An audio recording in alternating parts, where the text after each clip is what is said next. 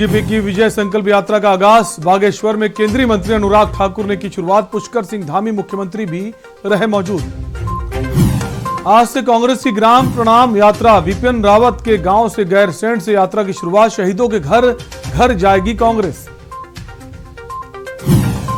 रुद्रपुर में दिल्ली के deputy CM Manish Sisodia ने व्यापारियों से किया संवाद। कांग्रेस और बीजेपी पर जमकर बोला हमला, कहा आम आदमी पार्टी पर लोग करते हैं विश्वास। उत्तराखंड की सभी सीटों पर चुनाव लड़ेगी मायावती। जनवरी में रैली को लेकर तैयारी तेज। देहरादून, हरिद्वार, उधम सिंह नगर में होंगी रैलियां। उत्तराखंड के मैदानी इलाकों में सर्द हवाओं ने बढ़ाई ठिठुरन। कोहरे की वजह से वाहन चालकों को परेशानी। चमोली के नीति घाटी और माड़ा घाटी में जमने लगा पानी। रुड़की में एक विदेशी नागरिक निकला कोरोना पॉजिटिव। होटल को किया गया सील। विदेशी नागरिक की होगी ओमिक्रॉन की जांच। आप देख रहे हैं के न्यूज, खबरों का सारथी। नमस्कार, उत्तराखंडी खबरों में आपका स्वागत है। मैं हूं आपके साथ शैलेंद्र चौहान। विधानसभा चुनाव 2022 की तैयारियों के लिए बीजेपी ने पूरी ताकत झोंक दी है। बीजेपी की विजय संकल्प यात्रा रथ को हरी झंडी दिखाने के लिए केंद्रीय मंत्री अनुराग ठाकुर और मुख्यमंत्री पुष्कर सिंह धामी बागेश्वर पहुंचे। उनका कार्यकर्ताओं ने जोरदार स्वागत किया, जिसके बाद केंद्रीय मंत्री और बीजेपी प्रदेश अध्यक्ष मदन कौशिक और मुख्यमंत्री पुष्कर सिंह धामी ने विजय संकल्प यात्रा को हरी झंडी दिखाई और बाइक रैली के साथ जनता का अभिनंदन किया। रैली के माध्यम से नगर क्षेत्र से होते हुए नुमाइश खेत मैदान में ये जनसभा हुई।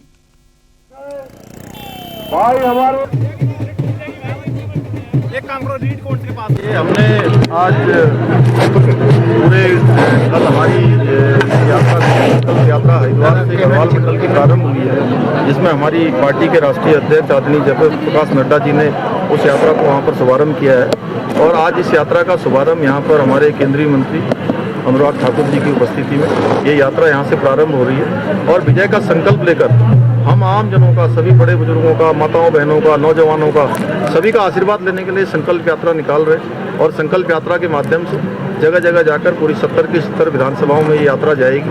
और पिछले 7 सालों में जो मोदी सरकार ने काम किए हैं, जो यहाँ की हमारी राज्य सरकार ने काम किए हैं, हमारी जो पार्टी के नीति कार्यक्रम हैं, उन सभी कार्यक्रमों को लेकर हम जनता के बीच में जाएंगे, उनका आशीर्वाद मांगेंगे। बागनाथ की धरती पर सरयू और गोमती नदी के संगम पर जो समा बांधा है, यहाँ की जनता ने जो आशीर्वाद दिया है, मैं कहता हूँ बाग कर दिया है। इतना उत्साह, इतना जोश, यहाँ के बच्चों से लेकर महिलाओं तक, जवानों से लेकर नौजवानों तक, सब ने जो संकल्प लिया है कि फिर एक बार भाजपा सरकार, ये अपने आप में दिखाता है कि लोगों ने युवा नेता, यहाँ के युवा मुख्यमंत्री पुष्कर सिंह धामी जी को एक बार फिर अपना मुख्यमंत्री बनाने का और भारतीय जनता पार्टी की सरकार बनाने का निश्चय कर लिया है। मैं यही कहूँगा, उत्तराखंड की धरती तपोभूमि है, देवभूमि है, वीर भूमि है। और इस वीर भूमि के सपूतों ने देश के लिए अपना जीवन भी दिया है, तो यहाँ के देवी देवताओं ने अपना आशीर्वाद देकर देश को आगे बढ़ाने का काम भी किया है। उत्तराखंड का विकास 1 लाख करोड़ रुपए की परियोजनाओं के माध्यम से डबल इंजन की सरकार मोदी जी और धामी जी की सरकार से हो रहा है। हमारा प्रयास रहेगा कि अगले 5 वर्षों में फिर जब केंद्र में मोदी जी, प्रदेश में पुष्कर सिंह धामी जी की सरकार बनेगी, तो चहुमुखी विकास जो चल रहा है उसको 4 चांद और लगाने का काम करेंगे। खबर लक्सर से है, जहां भाजपा की विजय संकल्प यात्रा लक्सर से खानपुर के गोवर्धनपुर पहुंची, जहां उच्च शिक्षा व सहकारिता मंत्री डॉक्टर धन सिंह रावत ने लोगों को प्रदेश व केंद्र सरकार की उपलब्धियां गिनाई। उन्होंने दावा किया कि 2022 में भाजपा पहले से भी ज्यादा बहुमत से प्रदेश में सरकार बनाएगी। आपको बता दें कि भाजपा की विजय संकल्प यात्रा पहले लक्सर विधानसभा के सुल्तानपुर में रुकने के बाद लक्सर होते हुए खानपुर के गोवर्धनपुर गांव पहुंची। गोवर्धनपुर में विधायक कुंवर प्रणव सिंह चैंपियन ने अपने सैकड़ों समर्थकों संग यात्रा का स्वागत किया। आज खास चैंपियन जिताकर भेजा है। आज ये बड़े सौभाग्य का दिवस है। भाई हमारे एक काम करो, रीड कोर्ट के पास लगा। संकल्प यात्रा है उसका अपार जन समर्थन हरिद्वार जिले में मिल रहा है। हजारों लोग इस यात्रा के स्वागत में आज आ रखे हैं और खानपुर क्षेत्र में भी हम आए हैं। भारतीय जनता पार्टी विश्व की सबसे बड़ी राजनीतिक पार्टी है और उसका कार्यकर्ता होने पर मुझे बहुत गर्व अपने ऊपर है। और हमारे आधुनिक लौह पुरुष सम्मानित नरेंद्र दास मोदी जी माननीय प्रधानमंत्री जी ने जो हमारे देवभूमि की राजधानी देहरादून से शंखनाद किया था। चुनाव प्रारंभ हो गए हैं। जिस दिन मोदी जी यहाँ आए थे उन्होंने बहुत सी घोषणाएं की, बहुत से शिलान्यास किए, बहुत से उद्घाटन किए। इन 5 सालों में उत्तराखंड को जो है चार धाम ऑल वेदर रोड हो, चाहे कर्ण प्रयाग की रेल हो और जो सड़कें हो, आप हाईवे देख रहे हैं, यहाँ से हरिद्वार से आप देहरादून जाते थे तो आपको 2 घंटे 3 घंटे लगते थे। रविवार को आम आदमी पार्टी के जो सीएम प्रत्याशी अजय कोठियाल ने आम आदमी के मुख्यालय में प्रेस वार्ता की। इस दौरान उन्होंने ऊर्जा मंत्री हरक सिंह रावत पर मुफ्त बिजली को लेकर तंज कसा।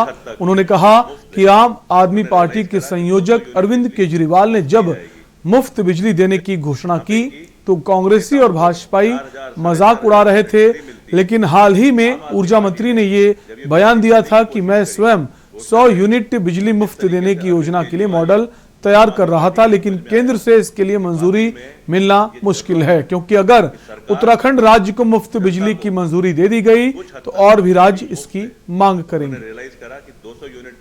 आज जो यहाँ के ऊर्जा मंत्री हैं श्री हरक सिंह रावत जी, उन्होंने एक स्टेटमेंट दिया है।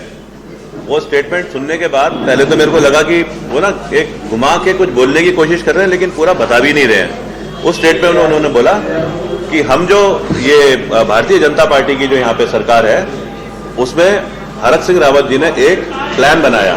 उस प्लान में उन्होंने कहा कि मैं 100 यूनिट बिजली कैसे जनता को फ्री दे सकूं, उसके लिए सारी कार्रवाई करी गई। और 100 के बाद और जो 200 यूनिट तक की बिजली है उसे 50% कैसे दे सकूं। लेकिन उसमें ना साथ में वो कमिट कर रहे हैं, वो कह रहे हैं कि यहाँ पे जरूरत भी है कोरोना के बाद में बिजली देने की जनता को। जनता 400 रुपए भी आज नहीं दे सकती क्योंकि सबकी नौकरियां चली गई है कोरोना के बाद। वो कह रहे हैं कि मैंने सारी चीजें प्लान बनाई, लेकिन केंद्र जो है हमारा वो इसको ना मंजूरी नहीं दे रहा। बुलेटिन में वक्त एक ब्रेक का है, जल्द लौटेंगे। आप देख रहे हैं के न्यूज, खबरों का सारथी। 2017 से पहले भय, भ्रष्टाचार और जातिवादी के लिए बदनाम उत्तर प्रदेश को माननीय मुख्यमंत्री योगी आदित्यनाथ जी ने अपनी ईमानदार सोच और दमदार काम से उत्तम प्रदेश बनाया है। योगी सरकार में प्रदेश में हुए बड़े बदलावों को किसानों से नौजवान तक और शहर से गांव तक महसूस किया जा सकता है। डबल इंजन की सरकार ने विकास के रथ पर सवार उत्तर प्रदेश को नई पहचान दी है। 4.5 साल में नए भारत में नए यूपी का जन्म हुआ है। बदलाव, सोच ईमानदार, काम दमदार। जुबान के लिए उड़ चला गैरों की ज़मीं पर, खुशबू अपने पन की ढूंढता। दूर कितना भी जा, इस जुबान से दूर ना जा पाओगे। विमल, बोलो जुबान केसरी। उत्तराखंड में सुगम हुई दुर्गम राहें, बेहतर कनेक्टिविटी ने बढ़ाई उत्तराखंड के विकास की रफ्तार। इससे लगातार बढ़ती पर्यटकों की संख्या से राज्य के पर्यटन उद्योग को भी मिल रही है मजबूती और होम स्टे बन रहे हैं पर्यटकों के ठहरने के पसंदीदा पड़ाव। अब उत्तराखंड में होम स्टे लगभग हर गांव में उसकी बात पहुंच चुकी है। मुझे उत्तराखंड के लोगों से बात करने का मौका मिला था जो बहुत सफलता के साथ होम स्टे चला रहे हैं, और मुझे विश्वास है उत्तराखंड होम स्टे बनाने में, सुविधाओं के विस्तार में पूरे देश को एक नई दिशा दिखा सकता है। उत्तराखंड सरकार प्रधानमंत्री श्री नरेंद्र मोदी के विजन को साकार करते हुए राज्य में होम स्टे योजना को प्रोत्साहन दे रही है। पंडित दीनदयाल उपाध्याय होम स्टे योजना के संचालकों को भवन निर्माण के लिए उपलब्ध करा रही है आर्थिक सहायता, जिसमें पर्वतीय क्षेत्रों के लिए कुल लागत का 33% व मैदान के लिए 25% दिया जा रहा है अनुदान। पहाड़ की खुशनुमा आबो हवा के बीच बने होम स्टे में जैविक उत्पादों से बने स्वादिष्ट व्यंजन पर्यटकों को खूब भा रहे हैं। इससे ग्रामीणों को घर पर ही रोजगार मिलने से आर्थिकी भी हो रही है मजबूत। नए विजन और नए सृजन के साथ आगे बढ़ रही है उत्तराखंड सरकार। आप देख रहे हैं के न्यूज, खबरों का सारथी। ब्रेक के बाद आपका स्वागत है। उत्तराखंड में लंबे समय से भू कानून की मांग को लेकर आंदोलन जारी है। रविवार को भू कानून संयुक्त संघर्ष मोर्चा ने राजधानी देहरादून के गांधी पार्क से कचहरी स्थित शहीद स्थल तक सांस्कृतिक रैली निकाली। उन्होंने प्रदेश में भू कानून लागू करने की मांग की। इस रैली में राज्य आंदोलनकारी मंच, गढ़वाल सभा, देव शक्ति संगठन, युवा शक्ति संगठन सहित विभिन्न संगठनों ने महिला मंच के स्थापना दिवस पर आज की रैली में शामिल हुए। उन्होंने कहा कि हम अपनी उत्तराखंडी अस्मिता, पहचान, सम्मान और संस्कृति को बचाने का प्रयास कर रहे हैं। इसलिए रैली के दौरान महिलाओं ने उत्तराखंड की परंपरागत वेशभूषा धारण की। ऐसे में मातृशक्ति को ने जे भू कानून को लेकर अनूठा प्रदर्शन भी किया।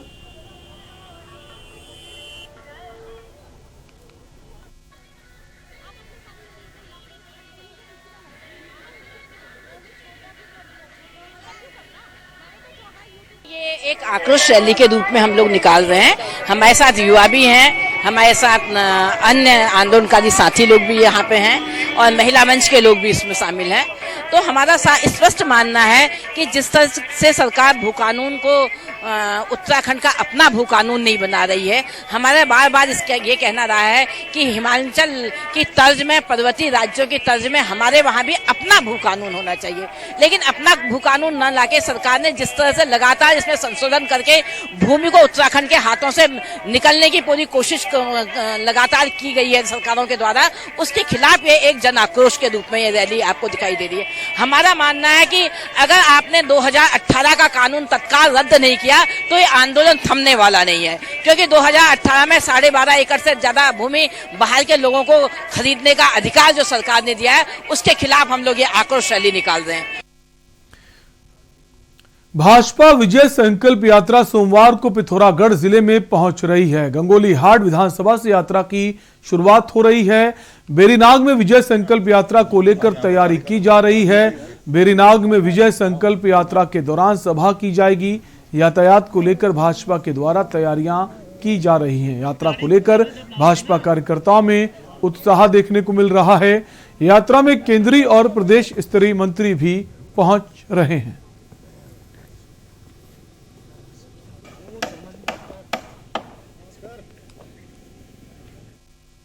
वक्त एक ब्रेक का है, जल्द लौटेंगे, आप बने रहिए हमारे साथ।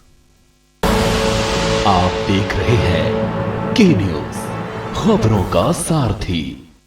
देवभूमि उत्तराखंड के निवासियों के लिए रोजगार के साथ साथ प्रदेश की तरक्की में भागीदार बनने का सुनहरा अवसर। प्रदेश में पर्यटन और स्वरोजगार को बढ़ावा देने के लिए राज्य सरकार ने शुरू की है tracking traction centre home stay योजना, जिसके तहत अधिसूचित ट्रैकिंग रूट के 2 किलोमीटर के दायरे में आने वाले गाँव के निवासी अपने घर के खाली कमरों को प्रदेश में ट्रैकिंग रूट्स के लिए आने वाले पर्यटकों के सुविधार्थ खोलकर प्रति कक्ष नव निर्माण हेतु 60,000 एवं पूर्व निर्मित कक्ष की साज सज्जा हेतु 25,000 रुपए की राजकीय सहायता प्राप्त कर आमदनी का अतिरिक्त जरिया बना सकते हैं। तो देर न करें, tracking traction centre home stay योजना का लाभ उठाएं, अपने परिवार, गांव और प्रदेश की तरक्की में हाथ बटाएं। योजना से जुड़ने या योजना के बारे में अधिक जानकारी के लिए आज ही अपने जिला पर्यटन विकास अधिकारी अथवा जिला अधिकारी कार्यालय से संपर्क करें। उत्तराखंड सचमुच स्वर्ग।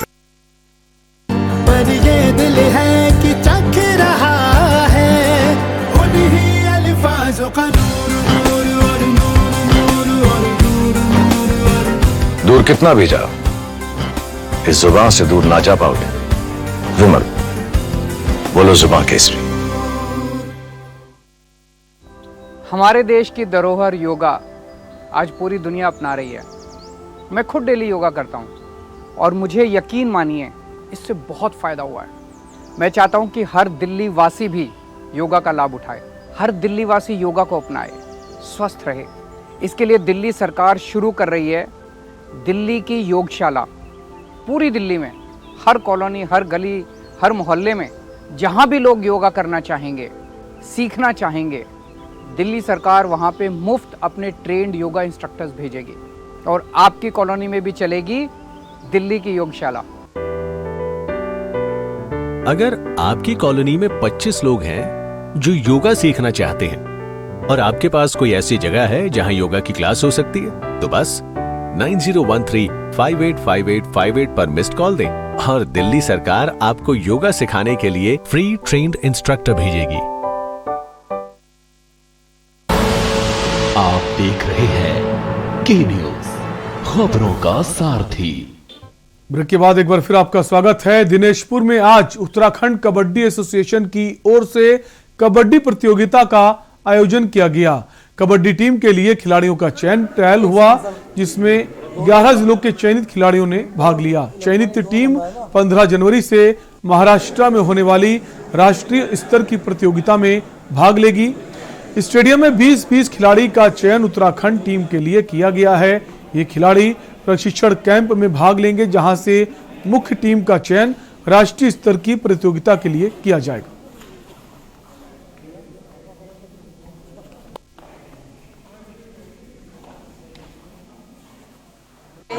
मतलब ट्रायल दी हूँ अपना सीनियर नेशनल, और हमें अच्छा लगेगा कि हम अपने उत्तराखंड को दुनिया में दिखाएं कि उत्तराखंड भी किसी से कम नहीं है। जैसे लोग हरियाणा का नाम लेते हैं, हम चाहते हैं हमारे उत्तराखंड का भी नाम हो।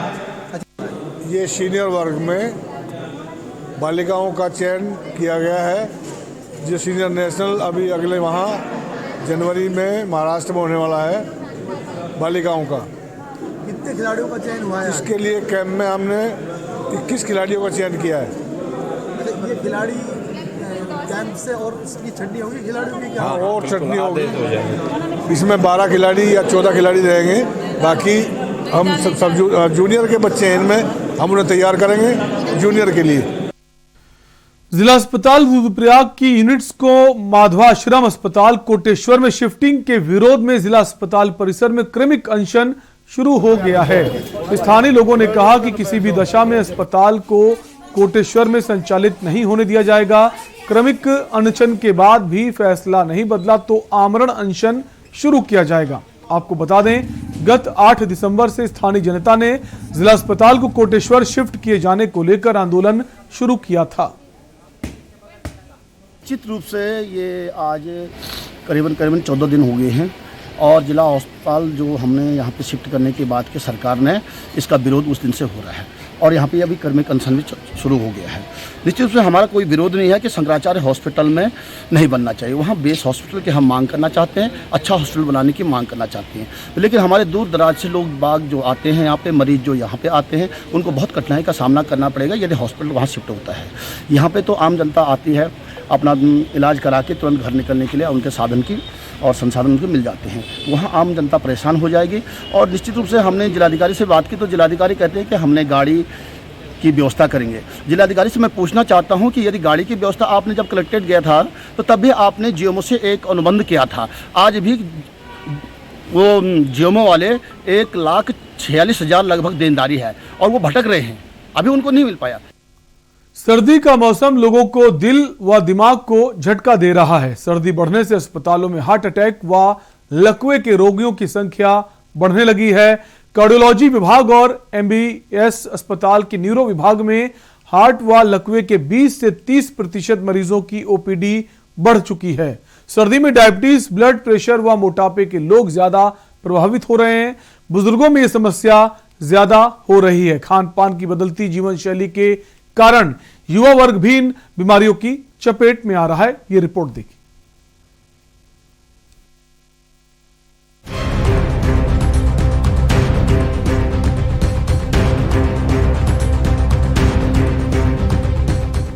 ठंड का मौसम आते ही हार्ट के मरीजों की संख्या बढ़ने लगी है।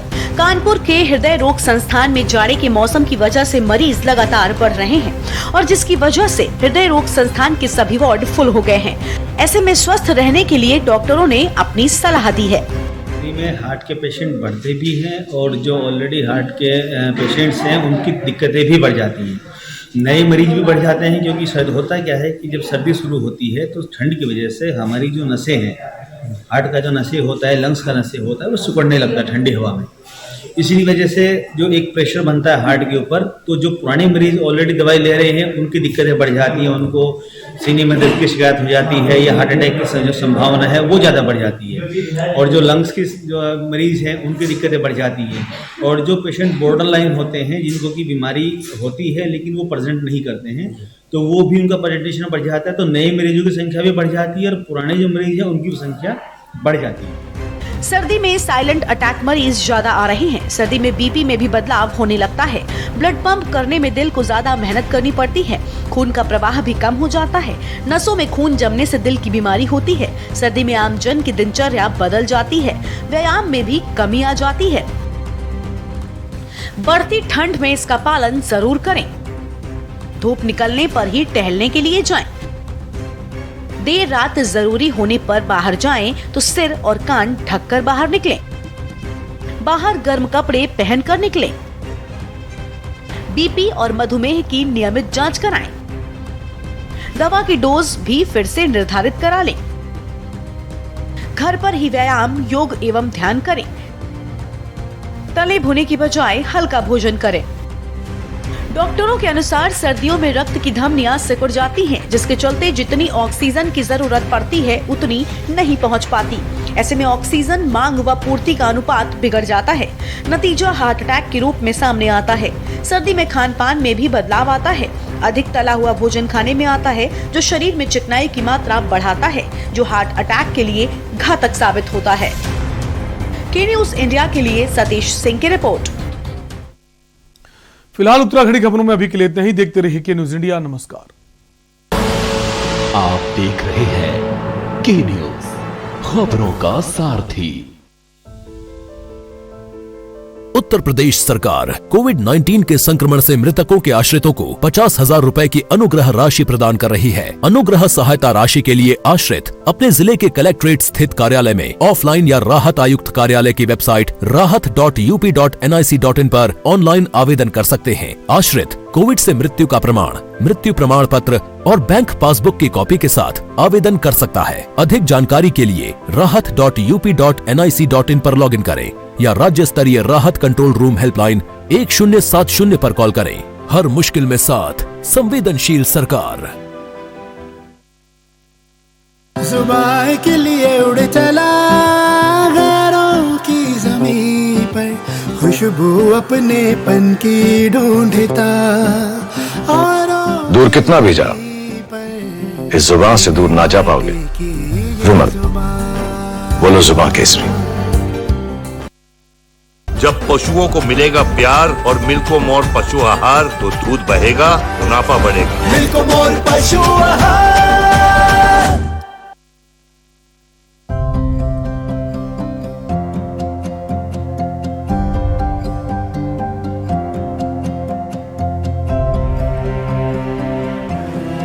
ਪੰਜਾਬ ਸਰਕਾਰ ਦੇ ਵੱਲੋਂ ਪੰਜਾਬ ਦੇ ਲੋਕਾਂ ਲਈ ਐਸੀ ਮੁੱਖ ਮੰਤਰੀ ਮੋਤੀਆ ਮੁਕਤ ਪੰਜਾਬ ਦਾ ਸੁਪਨਾ